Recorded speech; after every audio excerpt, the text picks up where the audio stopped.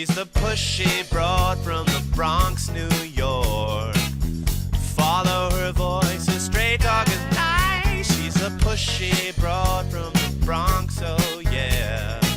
Don't be surprised if you wanna listen twice. Make decisions, find the right choice. Know yourself better, find your own voice. It's okay if you need help today, cause everybody needs a little push. From the pushy broad from the Bronx, New York.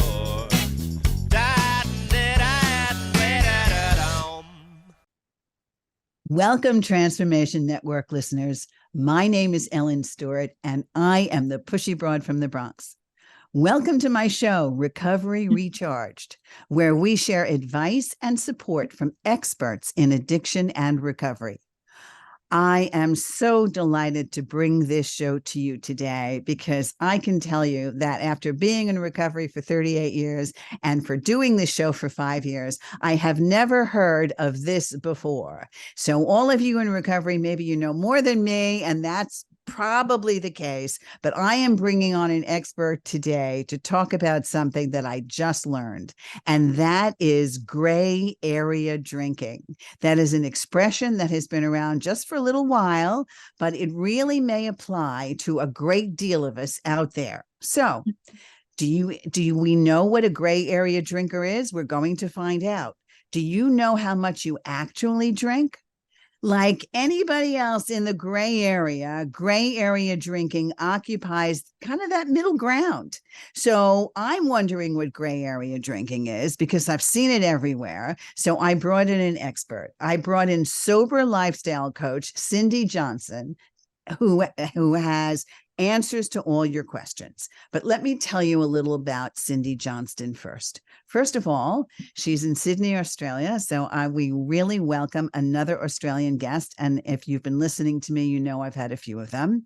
She is very highly credentialed as a recovery coach. She is also a Be Sober coach. She is a conscious hypnosis certified coach. She is a practitioner of neuro-linguistic programming. So that's a woman after my own heart. She's an NLP practitioner. In addition to that, she does Reiki, and she is also an EFT, Emotional Freedom Technique, accredited practitioner. So she specializes in gray area drinking, and I know all of you out there, considering it's the holidays, really want to know if you fall into that category. So the pushy broad from the Bronx and Recovery Recharged welcomes my guest, Cindy Johnston. How are you today, Cindy? Good morning, Ellen. I'm really well, thank you. And thank you so much for inviting me on here today. It's such a pleasure. Thank you. You are absolutely welcome. When I saw all of the things that you do, and especially the gray area portion, I really want you to get into this because I want all of our listeners out there to see if they can identify. So let's go right into it. Describe to me what gray area drinking is. Okay, well, I see grey area drinking. It's that space in between where people can actually just have a glass or two of, wine at a wedding or a birthday party or Christmas or, every now and then, the every now and then drinkers. And then we have the other end of the spectrum where people might need some more medical help to stop drinking. So in between, it's a big spectrum, basically. And if you just think of, I like to explain it as, if you think of 0 or 1 to 10, right at 1, which is sort of like in the white area, we have our hardly ever drinking people, but they can take it or leave it. At the other end, in the black area, basically, is where we have the other end of people who need that help, extra help and support. But in between, there is this huge grey area, and that's really where I believe a lot of people who are drinking sit in this grey area, and it's probably of the people in the population of drinkers, around about 80% sit between, Really, About 80%. About So 80, if we're yeah. going on a scale from 1 to 10, where 1 would be a social drinker, take it or leave it, have a cocktail occasionally, to 10 meaning a full-blown alcoholic like the pushy broad who is in recovery, who has decided that 1 drink is not enough and 1,000 is, 1 drink is too many, 1,000 is never enough kind of gal. And so we would be a 5 straight in the middle, which is where 80% of us fall. Okay, so that's what you're saying. So that means would you consider the gray area drinker somebody who drinks on a daily basis? Did you categorize yourself as a gray area drinker? Let's go back to that. Were you considered a gray area drinker? When I look back now, yes, I was, but I wasn't even aware of that term either. This has all been an education process for me since I decided to look at my relationship with alcohol as well. And so basically for me, as now knowing that I was a gray area drinker, I wasn't at that rock bottom area, sort of where I was very highly functioning, but I still required alcohol at night time. So it became wine o'clock. 5 o'clock was wine o'clock for me. And it signified that end of the day, that time I could relax, especially, children growing up. It was my end of work time as well. And it was my reward time also, I felt. And I think I saw alcohol as part of my self-care. I need this. This is me time. And over the years, it just developed more into, well, it wasn't really me choosing when to have that glass of wine. It became the wine dictating when I needed to have it. So that's when I knew many years later that, okay, something's changed here in my drinking. And I really had to stop and look at it. But if I go way back, just to explain a little bit where I come from here, was I actually started drinking at 13. So, and that was just when I look back, and I've done a lot of work around why and how I kept this habit going for so long. And for me, it was a case of wanting to fit in as an awkward teenager. Just starting high school, basically. I had an older brother with friends, and on the weekends, they would drink, and I was offered alcohol one time, and it was like, wow. And I remember the initial buzz I got from it was like, oh, I felt really like confident, and it didn't make me feel like that awkward teenager anymore. So that was my first experience. Well, you're not saying anything that we haven't heard before, but I'm very interested in your sharing this because you said a lot of things that I want to just touch on for everybody out there. What Cindy had noticed and what I noticed too about my own pattern was that the earlier we begin to use a mood altering substance, the more definitely we will be able to understand what it's like when we get older. So if we're drinking at 13, 14, 15 to get over our socialized anxiety and to feel more comfortable and to be able to socialize with the rest of the world, chances are it will filter down and filter through into our young adulthood and early adulthood. And that, of course, already makes it a problem. So the parents out there that are okay with their kids being in their teens, having an occasional drink, may want to reconsider that situation for so many different reasons. And we also know that once we start drinking, the more we drink, we've kind of built up an alcohol immunity. So we need more alcohol to get us to the same place we were with 1 or 2 drinks. And the other thing that was very interesting that you said was that when you started to drink, you said you wanted it and then you began to need it. And that's exactly what happens. So let's go back a little bit to what we consider gray area drinkers. And do you think that in general, gray area drinkers are not yet dependent upon alcohol? And that's something that they may move into? Do all gray area drinkers go to a 10 or can they stay at a 5? And well, this really does depend on the individual as well. But a lot of the grey area drinkers, you won't even know that they have an issue with alcohol. I remember one of my best friends when I was trying to learn and undo what I'd learned about alcohol and to stop. She didn't even know I had a problem. because often grey area drinkers are secret drinkers. They will hide how much they drink. So as I said, totally functioning during the day. You're out, you're working with the community, children, you might be raising children. It's just that night time where it seems to take over. And often, as I said, you might just hide how much you're actually drinking. So I found towards the end of my drinking, I was hiding some bottles. So what started out was 1-2 a night over the years built up to 1-2 bottles instead of glasses. And so that my husband, when he came home, didn't realise that, I'd already started drinking before 5 o'clock. Maybe it was 4 o'clock. The time started getting a little bit earlier as well. Hiding bottles in the pantry or somewhere that, I thought people wouldn't find them. I knew I had a problem with alcohol. And a lot of grey area drinkers do that. You're exactly right. And I understand that. And, there are so many people that I speak to, families of those that have problems with alcohol. And the family will invariably tell me over and over again that they had a sense that something was wrong. They had a sense that it wasn't right, but they couldn't always put their finger on it. But what every single struggling gray area drinker, so to speak, or alcoholic would tell me was, I'm hiding it so nobody will know.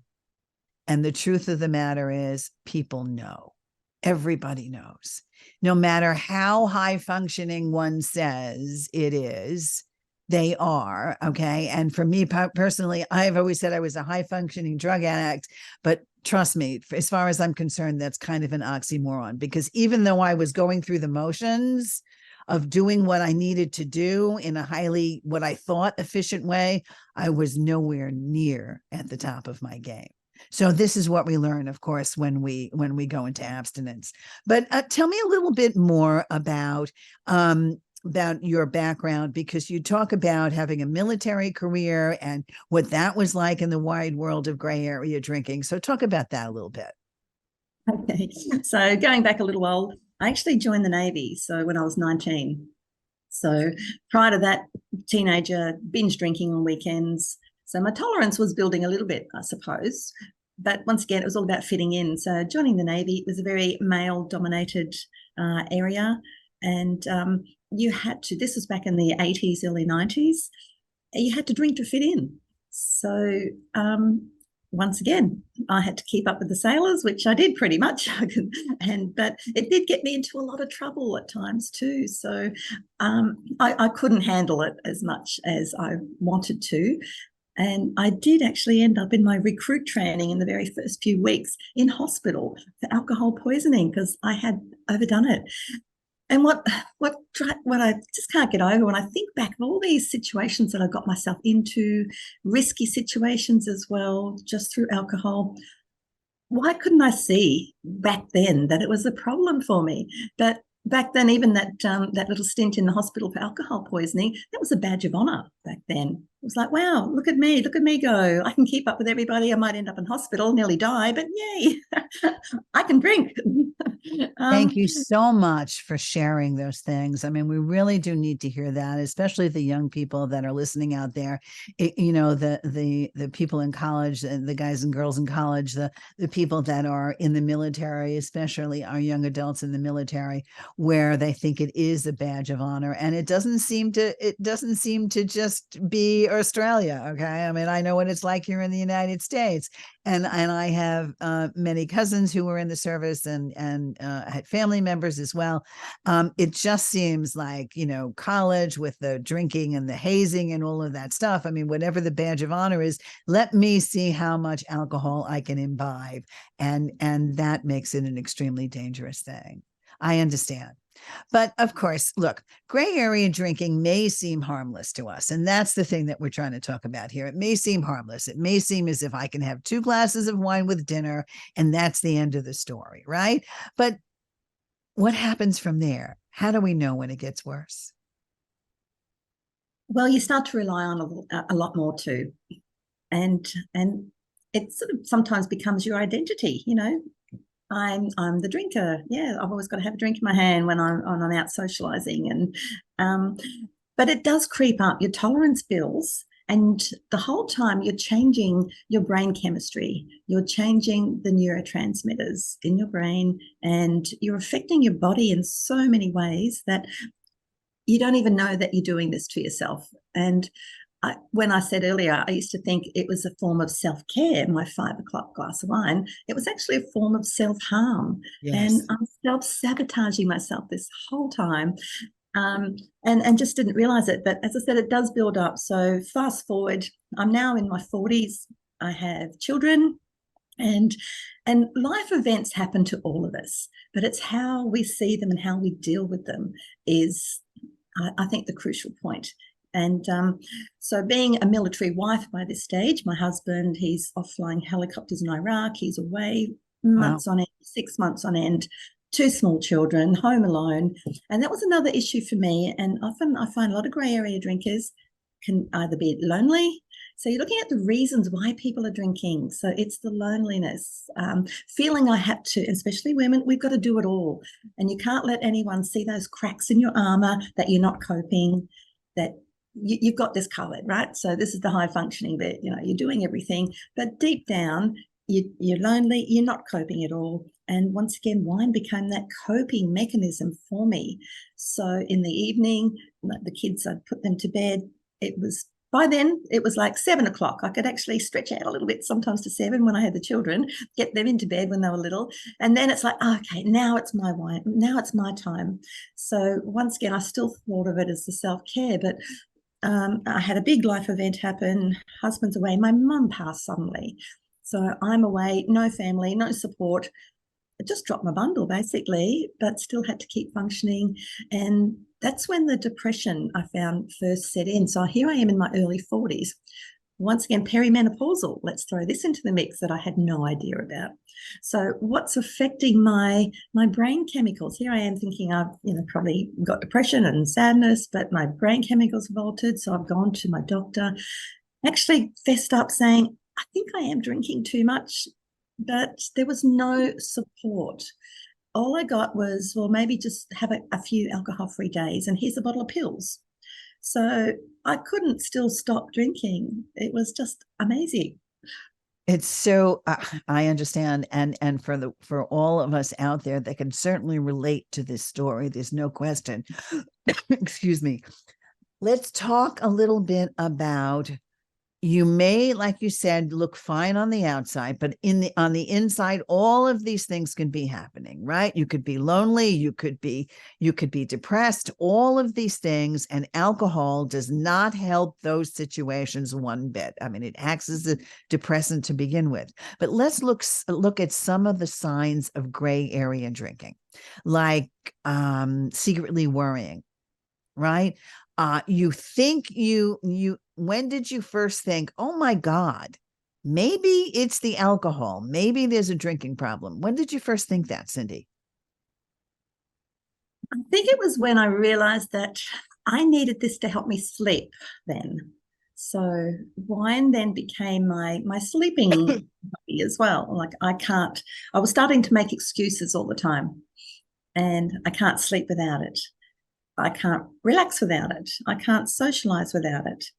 And I just knew in myself that I was drinking too much. So, the anxiety that would start too, because what I realize now is that after you stop drinking it in the evening, because as you say, it's a depressant, but it's also a stimulant in that it increases the dopamine in your brain. So right.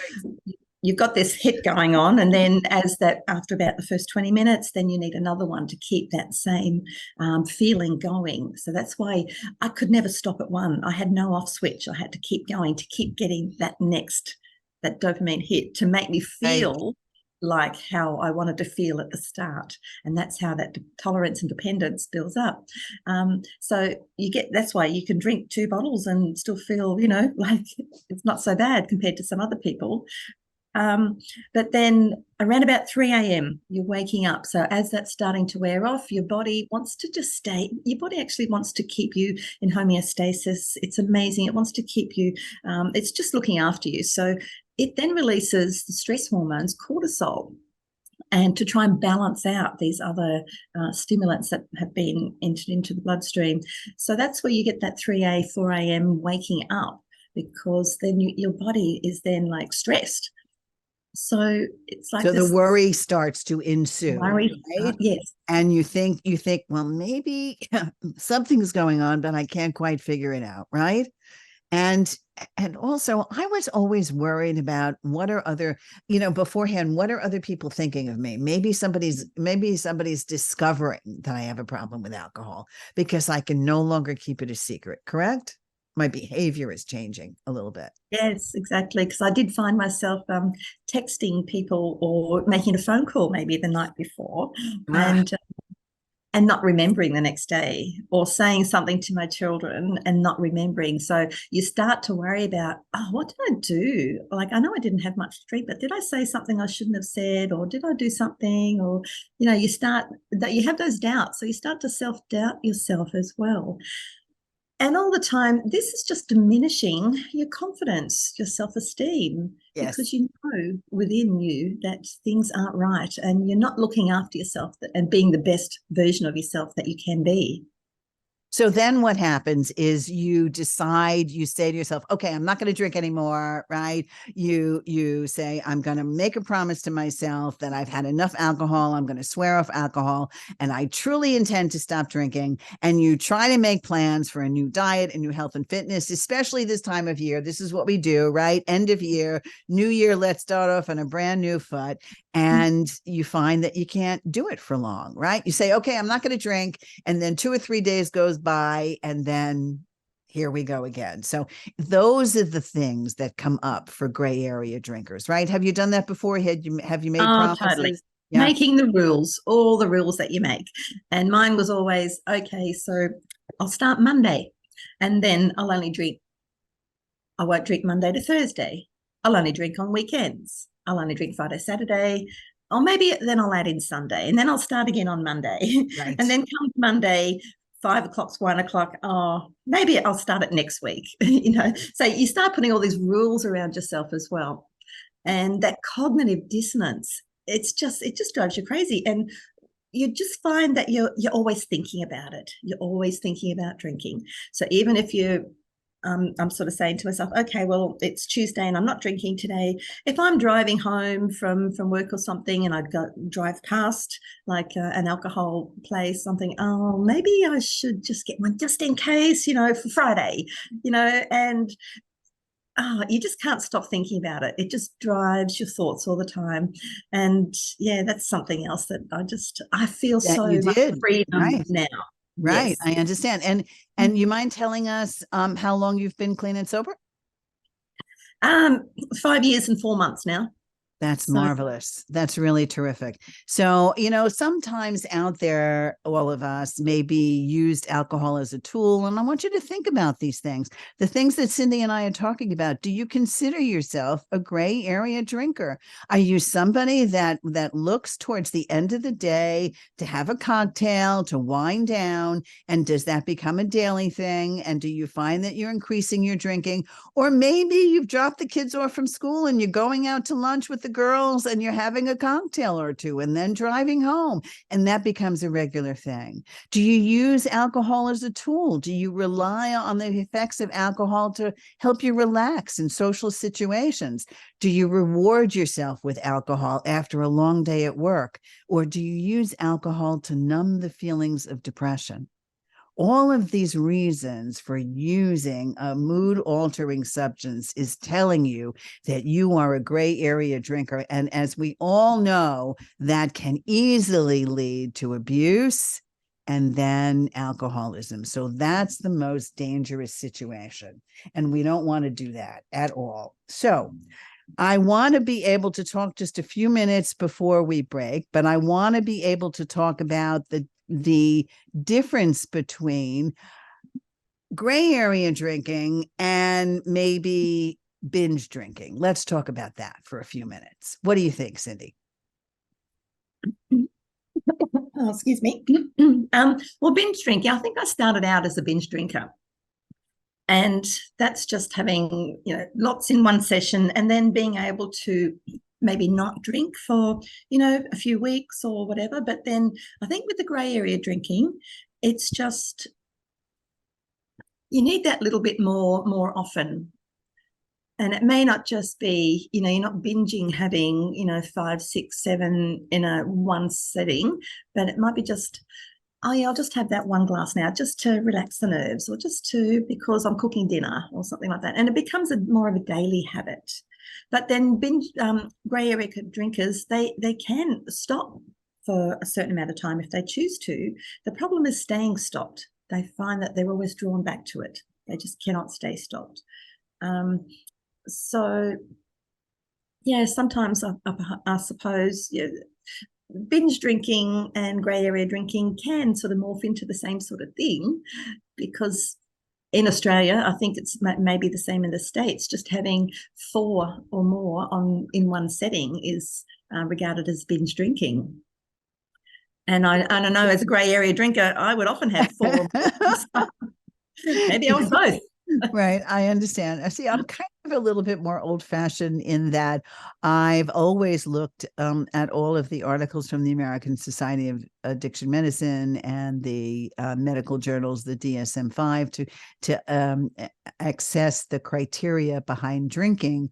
And I would consider gray area drinking maybe a sophisticated term for an alcohol abuser, right before the actual full-blown alcoholic. All right, where there's a full-blown addiction. But if you are abusing a substance, you can abuse it by either watching, either having it on a daily basis. I mean, what we determine how or when we have a problem with alcohol based on frequency and duration. How often are we drinking, and how much are we drinking? All right. And how many days in a row. The binge drinkers that I talk to, those binge drinkers are sometimes really have to watch, because in the space of an hour, especially a young person or a person who is in college can go through between 4 and 10 drinks in an hour, which is dangerous. The young people don't realize how dangerous that is to a body's psyche and to a body's physical well-being, even a young person. So that binge drinking can be extremely dangerous. There's no question. But I believe you're right, Cindy. There are so many people out there that consider themselves gray area drinking, but in the world of the American Medical Society, a lot of us would consider that abusing alcohol. So I know that a lot of people out there would not consider themselves an occasional drinker, and they would not consider themselves an alcoholic, but in social settings, like you said, on a daily basis, you are looking to need it rather than just want it after a while. So what made you finally decide to stop? I had, sorry, excuse me, for many years thought I need to stop. But it was like, how do you do life without alcohol? I had no idea. I had no tools. I had no, as I said, I tried to ask my doctor once, but I got no support there either. And I just really didn't know who to turn to. So I just kept drinking. And this went on maybe 10 years, a long time. And then eventually, I believe it was the universe who just said, okay, come on, you've got to stop and take a look at what you were doing to yourself. This is self-harm, self-abuse. So I ended up getting a rash on my face that would just come and go, and I couldn't work out what it was. And it would make my eyes swell, and I had all this redness, and I couldn't even go out in public. I couldn't go to work on the days when it was really bad. And then my doctor, I found out, was testing me for lupus. And when I came back and I thought, what's lupus? I've never heard of this before. So I Googled, and all I could see that kept coming up at me was, do not drink alcohol. This is really dangerous. This is a life-altering autoimmune condition. And it really hit home to me then that my health really was in danger. And that was what I needed. I needed that light bulb moment just to make me stop and think, okay, this is serious. You have to do something. So I started I'd already Googled, am I an alcoholic, so many times beforehand, but I started then trying to do some research on the internet. Is there someone else that can help me? Because I knew nobody. And I did go to an AA meeting once, and don't get me wrong, I think this is fabulous for what it does for the people that it serves, but it just wasn't for me. I understand. There are many different treatment modalities, and we're going to talk about it. I'm very, very glad you were able to get the help that you needed, because, you know, you had something on your face, you had to take care of it. And it kind of said to you, okay, alcohol is not going to help me physically, no matter what, and no matter how it was. We're going to talk more about gray area drinking. We're going to talk about its effects. We're also going to talk about how to spot whether or not you are a gray area drinker, and all the signs of gray area drinking and your relationship with alcohol. This is the Pushy Broad from the Bronx. Stay tuned. We'll be right back.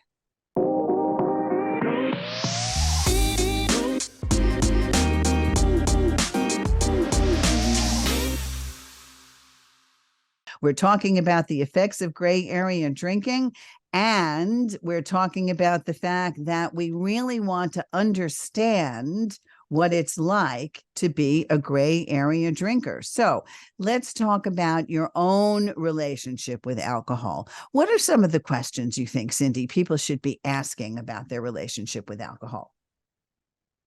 Well, I think they should just be honest with themselves first, because I tried to push it all away, push it under the carpet, and I went into denial that I don't have a problem. I'm fine. But really, I can handle it, right? Yeah, I can handle this. But I think the biggest thing for me too was the shame behind it. I didn't want anyone to know that I thought I had a problem. I couldn't even talk to my husband about the fact that, you know, do you think I've got a problem? Because he drinks as well, but he doesn't have a problem with alcohol. He can just have one or two and leave it. So I always had this shame, well, what's wrong with me? Why can't I just be normal and drink like other people? So I always thought I was the only one. And I think this is what kept it hidden for me for a long time, and from reaching out, because I felt flawed. I was the only one with this problem. I felt like I'd be judged. Oh, you've got a problem with alcohol. You must be an alcoholic. And I just didn't want that stigma, because it was just horrifying for me to think that this is what people would think of me, or is this really true? Am I an alcoholic? But for other things to look out for, once again, I said, the hiding, you know, are you hiding your alcohol? Are you thinking about it all the time? Are you always thinking about drinking? That's a big one, because you know then it's starting to control you. You're not controlling it. Yes, people think, you know, a couple of people think, oh, at the end of the day, I can't wait for my cocktail. But people that are social drinkers are not thinking, I can't wait for my cocktail. I mean, they're just not thinking about that. And you have to understand that there's a difference between habit and choice, right? Do I need it, or can I choose not to do it?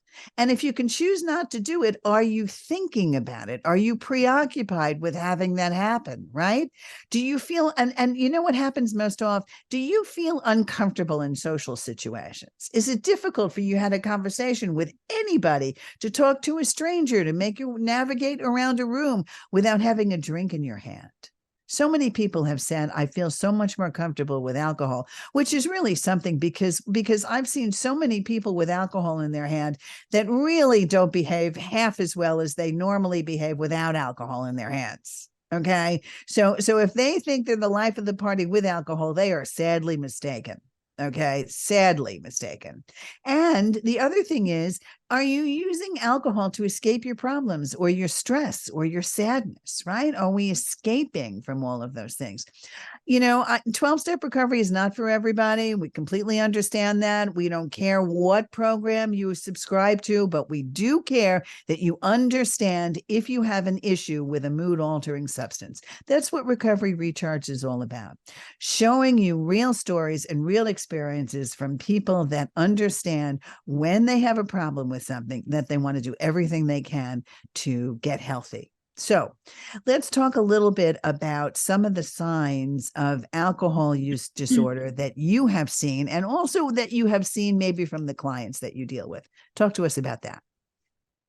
Okay, so some of the signs that I see are that, like I've just mentioned, is that that shame and that guilt around their drinking, and just wanting to stop, but not being able to feel that they can. They have that it's that whole fear of missing out as well. So you talk about in social situations, not having the tools to deal with being comfortable with, like in a social situation, especially now we've got, you call it the holidays, we've got Christmas and that type of thing coming up. There's so much pressure put on people to drink. And that's where I find a lot of people that they just feel that they just have to succumb to, let's just do what everybody else is doing, whether I want to or not. So it's having those tools that I find to not, I call it now the joy of missing out. But that's great. I love that. I love that expression, the joy of missing out. That's so much better than the fear of missing out, right? That's great. Totally.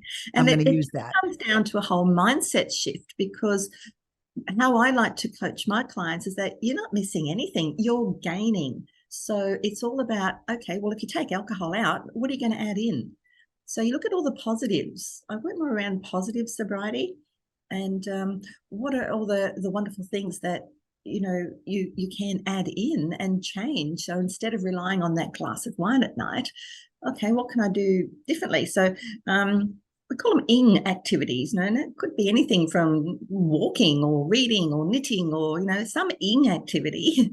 So where you're doing, and it just takes your mind off as well. You're also then you're passing through that craving time where you think, I really need a drink, instead of just reaching for it. Okay, well, just pause, and what else can I do instead? Exactly. So, and according to science, cravings usually last anywhere from 30 seconds to 60 seconds, which is a really small amount of time. So if you can distract your brain from other things, that would be a great thing. All of the clients that I work with that are in recovery and that are proud to be in recovery, like I am, I go to a party, I can socialize, and I just count all the alcoholics in the room. Oh my God, this one is completely whatever. And I always say to people, if you want some help, I'm right here. Okay. Or sometimes I'm the designated driver because I'm always the one that's clean and sober. So if you want to be able to go into a situation, then that's what you do. But unfortunately, if you find that you are pressured into something, or you find that you're in a situation where you don't want to drink, then the answer is leave that situation. Right, Cindy? Totally. Have an exit strategy. And also to have another saying that I borrowed from another sober coaching mentor is keep the ritual, change the ingredients. So if you're going somewhere, and even I call ahead to a restaurant sometimes just to make sure to see what they have in alcohol-free choices.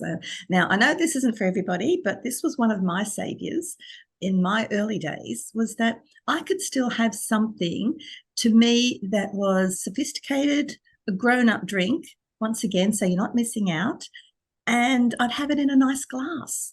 So I didn't want to feel like that everyone else has got this beautiful wine glass or champagne flute or something, and I've got this horrible glass of water. That doesn't help at all, in my opinion. So I would still, and even when I go out now, I will still ask for my soda and lime in a nice wine glass, please. So it's just that my brain is now saying, oh, that's okay. You're having something. You're having a drink. Exactly. Exactly. And, look, more and more people are understanding that it's really okay to do this. And many companies are really conforming. There is 0 alcohol in beer now, and there are some really good choices. I happen to love the taste of beer. So I can drink a 0 alcohol beer, which is nice with, my hot dog and my French fries, which is terrific. Or they're also making 0 wine. They're also making lots of mocktails, which you can do. So there are many different ways to be able to enjoy something in a nice glass, in a champagne glass. I think that really works, or a cocktail glass that is completely alcohol free. And I really think that aesthetically, it makes a difference. And then also people are so worried where the whole place is going to say, have a drink, have a drink. You can tell somebody, yes, I have a drink, without them even realizing that you have no alcohol in your drink. So there's a way to get around it too, if you're worried about that peer pressure. I understand. So, what else do you think people should know about being aware of their drinking situation? Talk about that a little bit. Okay, well, I think it's important to have some, I call them tools in your toolbox as well. And for me, in the early days, it was just knowing, well, maybe as you mentioned earlier, knowing when to leave a situation if it's getting too hard for you. Have some excuses, even if you have to make them up, like, yeah, I'm a duty driver, or I'm taking antibiotics, or, whatever it is for you. I'm running a marathon tomorrow. Right. Whatever it is. Exactly. Or I'm not feeling so well. I'm feeling a little under the weather, or it's not good for my stomach, or whatever it is. Or I just, nobody, you don't have to say you have a problem drinking.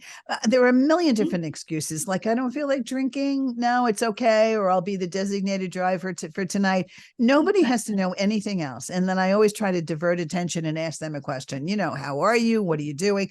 Take their mind off of what you are doing, right? That's what right, else? because people want to talk about themselves. Yes. If you can throw the attention back to them, that's always helpful. But I just found in the early days, if just having some, until I was comfortable just to say, well, I just don't want to, or I just choose not to. I'd rather have this lovely whatever I'm having. But also too, what I've found is if I mention something along the lines, it's just not good for my mental health, I'd rather just stay off the alcohol side of things, people won't pressure you then, because they don't want to make anything to do with mental health any worse for you. They don't want to feel that judgment put back on them. So just or just be honest and just say, I'm just not drinking right now. That's right. I'm just not drinking right now. So talk to us a little bit about your practice and tell us where we can find you. Okay, so what I do, so this all came about in 2020, the whole COVID thing where people pivot, right? So I just found that I needed to do something in my community to help other women that I knew were like me out there, because there was no support services. No one, five and a half years ago, no one was really talking about this. So I wanted to raise awareness. And this is still what I like to do, is just to get it out there, and for women just to stop and think about what alcohol is actually doing to them. And even if they want to keep drinking, that's fine, but just have some education about the impact of what it's doing to your body. And particularly after, as we're going through perimenopause, menopause, it has so much more of an impact on our health and how we deal with things, our anxiety, our stress levels, all sorts of things. So it can really have such a positive impact in just having a look at your relationship with alcohol. And so what I like to do is I do offer online services and face-to-face services. I run retreats for women now as well. So they're sober retreats. They can still come away, have a wonderful time, relax. We do Qigong, we do art therapy. That's something else. What did you say before? Art therapy? Qigong. I don't know what that is. Tell us what that is. It's a form of martial arts like Tai Chi. It's just very gentle, energy movement through the body. And I know a lot of places offer yoga, but this is just something a little bit different. And it's a form of meditation as well. So it's just beautiful. Spell that for us. How do you spell that? Qigong. Qigong. Okay. All right. So you're doing that as well. And that's great. And tell us how we find you, the name of your website, please. Easiest way to find me is just soulsobriety.com.au. That's SOLE, right? Soul Sobriety. SOUL. Sorry. SOUL. Okay. Yeah. SOUL sobriety.com.au. And you do. I'm sorry. Go ahead, Cindy. The name Soul Sobriety came into it because during this whole process of not drinking and learning how to not drink, I noticed that my whole energy changed and my vibration lifted so much because I made more better choices around my food, around my exercise. My sleep was so much better, feeling so much more empowered within myself. And as my vibration lifted, I found that my soul wanted to come out more, and my authentic self also wanted to come out. So because I'm not numbing with a toxic substance anymore, I was actually becoming more of who I am meant to be. And that, I think, is a key piece in looking to change your relationship with alcohol, is coming back to self-love and who you are as well, and not being so hard on yourself, and just finding that love within and to choose you. I think it really made a big difference for me in my recovery. Absolutely. As well. Like you said, it lifted your soul. And Yes. that's a marvelous thing. And that's also what I felt too. But you really had some kind of a spiritual awakening in some way, and you were able to really raise your energy. And I think that's really an interesting thing to say. So let's say somebody is doing an analysis and they have discovered they're a gray area drinker. How do you think they can avoid alcohol use disorder? What should they be doing? Reaching out, getting support, speaking up, and looking for the services for someone, whether it's through your recovery or other grey area drinking coaches or myself. But there's other strategies that we can help them with, and so that they don't feel that they're alone. I always felt I was alone when I was trying to in my early days, and then just find your tribe, find people that understand what you're going through as well, and other people that you can lean on and talk to. There are quite a lot of sobriety groups now online as well, Facebook groups that you can just be anonymous if you want to, and just get that extra support and tips, and help keep with that accountability. And understand that gray area drinking is risky, right? Oh, totally. It impacts every organ in your body. I wish I had have known way back then just the risk of breast cancer, particularly in women. It just puts it at a very higher risk of breast cancer. And that's a whole nother topic that perhaps should be looked at one day, is alcohol and breast cancer. So the scientific studies are out now, and there is just no escape from that. So when you just look and just see how much breast cancer has risen, and it correlates with how much drinking has risen in women over the years. Well, this is a perfect time of year for us to reflect and for us to look at this. And we're not specifically suggesting that you stop, but we want you to take an honest look at how much you are drinking, how often you drink, what the emotional reasons behind the drinking is, and whether or not you are avoiding and maybe in denial and maybe lying to yourself. There is so much help out there. My channel, Recovery Recharge, the wonderful things we're going to be doing in the future on Transformation Network, all talking about the problem of alcoholism, especially to the women out there who are really looking at things and think they're high functioning when there really is a serious problem. So here are some actions to take. We want you to take. First of all, we want you to visit Cindy Johnston at soulsobriety.com.au. Doesn't matter if she is in Australia. She will work with you as a coach. She has clients all over the world, and she'd be happy to work with you. So reach out through that website. But we also want you to have an honest conversation with yourself, right? And then maybe when we want to do something like, there's another term here like gray area drinking. Let's talk about sober curious, right? How do we take sober curious for a dry run, Cindy? What do they have to do? I love that term, actually, sober curious. And just for sober people who just want to be sober curious, it's just like, once again, just take a look at what you're doing, and just ask yourself, can my life be better without alcohol? or what is alcohol giving me that, or what is it taking from me? Because sometimes it's actually taking more than what you think it's actually giving you.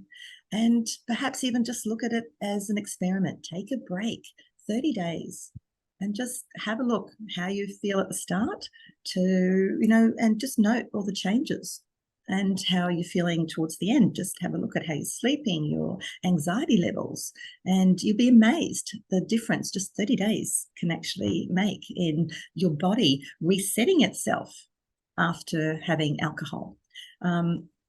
It won't fix everything straight away because you may have taken a long time to get to this stage, but just take a break for 30 days, reassess, and look at some podcasts and there's some great we call Quit Lit out there as well, some fabulous books and podcasts, and educate yourself and just see and ask yourself the question, what is alcohol giving me? And more importantly, what not only what is it giving you, but what am I losing? How, right? What is it? What is it taking away? I mean, the one thing that you brought to my attention today, which was really something, and I want all of the women out there that are in perimenopause or menopausal to take a look and see what their drinking habits are around it, and see maybe how much better you will feel. Because I know what my perimenopause was like. It was 7 years of, I want to kill somebody, right? I want to throw a dish at somebody or whatever. I mean, the hormones were raging, but it was at a point where maybe if there was no alcohol, it would have been much easier. And that's something that I want our population to take a really good look at. So try Sober Curious. Try it for a trial run.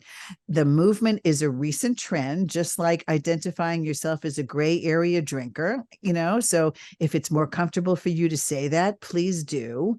And then maybe do it with a buddy, right? How do you think about that, Cindy? You think a buddy would help? You and your Totally. girlfriend deciding? Yeah. Yeah. Work together. Having that accountability is really important too, and that's where coaching comes in. If you haven't got a buddy, you can always have a coach who will always be there for you. But some of the benefits that I find, if you just give yourself the gift at this time of the year, give yourself a gift of taking a break and just seeing how much better, as you say, we will feel, and the personal empowerment that comes from that. When you start to notice the shift, and even in your mindset, it's your physical aspect, it's the mindset, all the little wins, you start to feel more empowered along this journey. And it is such a positive journey. It's nothing to be, I didn't feel it was anything to be fearful of. However, I was at the start. But as you go through, what it actually gives you, you start to realize, wow, this is just so much better. I feel so much better. I look so much better. And I'll just go back to some of the physical aspects. I've lost, I think in American, it's around about 60 pounds over this 5 year wait. So my health has just improved enormously. My skin, my sleep, my relationships with other people as well. So it's not just all the physical, it's other things, how you interact with people, and just once again, coming back to how you feel inside. You will feel more confident. You'll start doing things that you never thought you could do before. I used to hide behind this numbing, toxic mask of alcohol, but now I'm out there doing more things that I never thought I would do. Recently, I've just traveled solo by myself to Europe with carry-on luggage only. That was a big feat for me. I've tried stand-up paddleboarding with stingrays, dragon boat racing. I've really got outside my comfort zone. And that's what I wish for other women to experience as well, is just finding that courage within and just to be their best self. It's there. Well, you are a woman after my own heart, because that's why I did the Recovery Recharge program, so that we should revel and be happy in recovery and understand the joy of being totally substance free, which is a wonderful thing. And ladies, if you're looking to lose weight, especially around this time of year, if you want to indulge a little bit for the holidays, then stop the drinking. Just stop drinking so that you can manage your weight and maybe lose a little bit. And like Cindy said, you're breathing better, your face looks better, your skin looks better. Who wouldn't want that, especially with all the holiday parties? Just stop the drinking. See if you can do it. And in my world, it's about one day at a time. Can we do this one day at a time? Both Cindy and I are here for you. And we really want you to get to the bottom of why. Why are you doing this? What are your intentions with drinking? Why are you doing it? That's a big reason and a big way you know how to stop. Are you doing this to go to sleep or to boost your mood, or you're simply adding, stress to your life and drinking to take the stress away? So even if it means that you're listing pros and cons, right? And Cindy has given you so many positive reasons to stop drinking, maybe a list would help you. What do you think, Cindy? Oh, totally. Yeah. Writing lists. I love to write lists. And that's I write something else lists all the time. feel great too. As you tick off those lists, it's like, oh, there's a little dopamine hit. There's something else. You don't need that drink because I just tick something off my list. Right. And also too, that's where I find and why I became an emotional freedom techniques practitioner, because I wanted to help people get to that root cause of why they are drinking. And that can be even, all sorts of reasons, but by just working on that root cause and just taking it away, it's like, well, I don't need the drink anymore. I don't need to numb with the alcohol because I've dealt with the problem. Because often, as you said, the alcohol is just masking. What is it masking? Why are we drinking? That's what we need to uncover and have a look at. And it can go way back, or it can just be, just how you are, like an anxious type person, but the alcohol does not help with the anxiety. So if we can help just take away some of the reasons, and it just makes it so much easier. Yeah. It absolutely does. And since it is the holiday time of the year, you want to be able to feel good about yourself. You want to be able to plan those dinners, not feel stressed, take it easy, do all the right things, and really enjoy yourself this time. We are pretty much through the pandemic. This is the first maybe real celebrations that we've had. We have a lot to be grateful for in this world. We have to understand that we can love ourselves first. And that's something that Cindy Johnston wants you to know. Again, she can be reached at soulsobriety.com.au. I can be reached at Pushy Broad from the Bronx, 800-889-1757. I'm doing free consultations for 30 minutes. Please go there. And especially around the holidays, do that. Okay. Cindy has a plethora of things that she does. Cindy, leave us with an ending message. What do you want us to know? Just be kind to yourself. And just give yourself all the self-love, and just give yourself a hug because you deserve it. And we're here to help you. So, yeah. Fantastic. And all the best for the holiday season. Thank you, Cindy. Thank you very much. This is Ellen Stewart, the Pushy Broad. Thank you. We'll see you sometime soon. This is Ellen Stewart, the Pushy Broad from the Bronx, saying thanks for listening. And remember, everybody needs a little push. From the Pushy Broad from the Bronx, New York.